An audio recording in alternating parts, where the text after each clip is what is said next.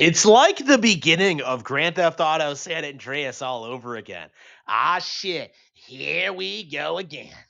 Like, did they not learn their lesson the last time they tried this? Because this is not an old narrative. This is not a new narrative. They've been doing this since before the first movie even came out, accusing the film of being woke, of it being like taken over by activists. And even though we know that's not true, even though that Miyamoto is like directly involved in these productions, even though we know that the first movie was very successful and popular, you still have a lot of people pushing this insane narrative that the Mario movies are woke. And curiously, you never really see these allegations being thrown at something like, say, Sonic the Hedgehog or any of these other video game adaptations, Castlevania. Like, it's only like the Mario movies where you see this kind of like intense like pushing that this is some insane conspiratorial, this is some insane take on the Mario brand. It's a cope. It's so insane to me that this thing has like survived like 3 years, and how we have to like listen to like Craig the Snake and Angry Joe like just bitch about it while praising other actually woke products, by the way. It's a reoccurring phenomenon in this sphere where we're constantly being told, screamed at, that Nintendo is the most woke company in the industry, when that's really not true at all. Like, this movie looks awesome, and yet you're already seeing people like try and like look for things that aren't there. Like, oh no, Peach and Rosalina are doing things. Oh no, like they're not supposed to do anything. It's a Mario movie. Ah, like forget how Mario is like a complete Chad in these movies. Like, completely forget how about what how the first movie handled Princess Peach. Like I've seen people like try and push this narrative that like Princess Peach was like supposed to be the main character of the original Super Mario Bros. Movie, but they just did it that way so they could be subversive later. It's just a giant cope. Like, it really, really, truly is, and it really needs to be called out as just being like people just trying to look for things to bitch about, because nothing about this was offensive. It was actually kind of cool, but your it's just the general, like, the grifter audience doing what they do and complaining about Nintendo like any way they possibly can. Given how the first movie was, I'd expect this. Plus, Peach and Rosalina have been playable characters for a while. Peach has been playable since Super Mario Bros. 2. So I'd expect something like this. I do like the reference to Smash with the umbrella. Meanwhile, Rosalina is like a space goddess, so her using magic to do something like this isn't that strange. Unless the Grand Stars are missing, I doubt it. First movie was also entertaining, and Mario and Luigi were heroes, so we will have to see about this one. Let's see. Yeah, the incels are crying now. But if I remember correctly, weren't they upset about the Chris Pratt casting? Like, it's so weird how this is playing out, because you have like both sides like accusing the other of seething, and like they both are. It's like it's more accurate to say like the Nintendo haters are seething. Like, I don't really think a lot of like this movie is really that much in the crossfires of like the culture war, because it's pretty innocuous. There's nothing weird about it. But like the narrative has always been that like, no man, this thing is super woke.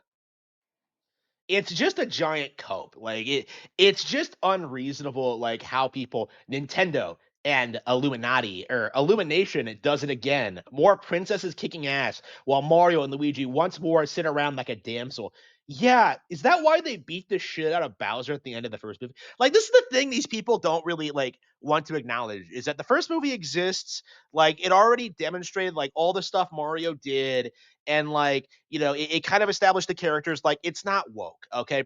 Like, stop acting as if Princess Peach doing anything is somehow woke. I was perfectly fine with it. Let's see, it's Brie Larson. Oh no, not Brie Larson, a Hollywood actress who's a liberal. Oh no.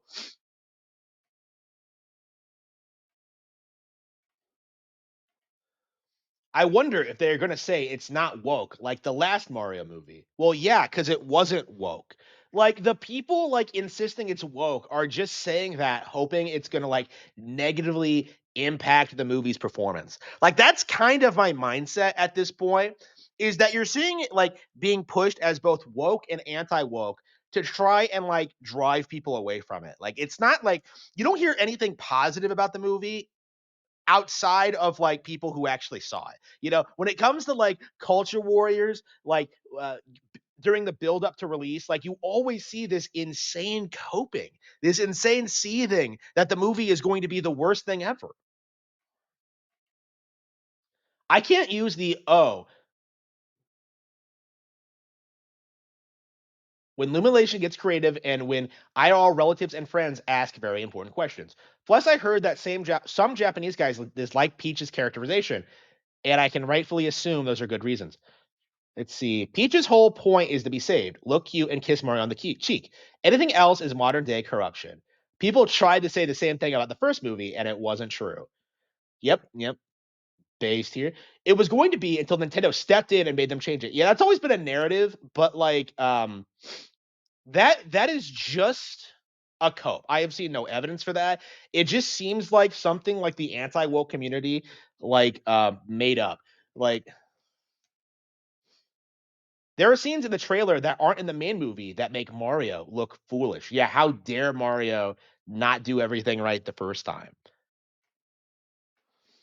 It's still super woke though because Princess Peach never loses except off camera. Yeah, Princess Peach never loses except when she totally does. It's just like I kind of talked about this how like she doesn't get hit in the movie. She obviously loses fights.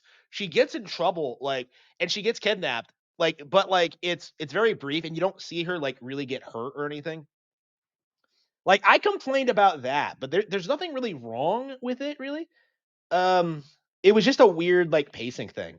This movie was a skit before it was even announced. Ignoring my bias, I'm not sure this movie is going to do well. Perhaps people couldn't stop sucking off the first one, but it was really shite. And I had never heard any kid talk about this thing after it released. Bro, I was seeing kids talk about it like for months afterward. Okay. I saw like kids wearing Mario merch like for like weeks afterward. It was super popular. So I'm sure the kids aren't exactly pushing for their parents to go see the sequel. The Sonic movie was nonstop kids talking about it when it dropped, but Mario was just kind of met. What a cope. The Mario movie like made 3 times more than the entire Sonic trilogy combined. So like typical like Sonic fanboy bullshit, lewd kitty. Wow, what a stupid name. So this thing is going to have to stand off the backs of the Nintendo stands, and Nintendo isn't exactly in the same position they were when the first one dropped. I don't what? They're doing really well. I don't think it's going to flop, but I think it definitely isn't going to hit the same level as the first one. I think it's going to barely scrape out half the original's gross total. What a giant cope. You're seeing so many people like seethe about this. Like you're still seeing people seethe about the movie, and it has nothing to do with wokeness. This person kind of emphasizes what the actual problem is. It's it's the Sonic thing. You know, people aren't happy about the fact that the Mario movie outgrossed the entire Sonic trilogy. Like they can't handle it, and so they're seething about the Mario movie even now. As much as a Mario fan I may be, I have to say that I'm so much less excited for this than the last one, especially if we're going off trailers. I don't give a shit about the new characters we know of. What? But Rosalina is give me important characters like Yoshi or Wario. Like Rosalina has been a bigger character than Wario for decades at this point. And give Mario and Luigi a reason to actually be active and have to save Peach and Toad so we can make the two stories work. If the next trailer isn't any good, then I'm going to fully commit to not to FNAF 2 being amazing and a better sequel film. Oh, come on.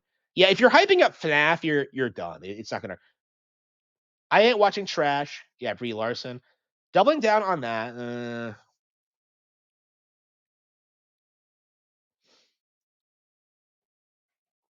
Yeah, it's odd, you know, seeing this attempt at like subverting the movie and trying to create controversy where there is none. Like I saw Side Scrollers was making a big deal about like Brie Larson being cast as Rosalina, but like I heard like some of her voice lines and she's really good. Like I really liked her voice. So yeah, a good call on that. Like if you want these kind of projects to be apolitical, You have to be willing to acknowledge that you won't necessarily agree with all of the actors, right? Like, what's the point? Like, I don't care about boycotting films because of an actor that like a political opinion. That's the exact same thing that we hate about the woke left, right?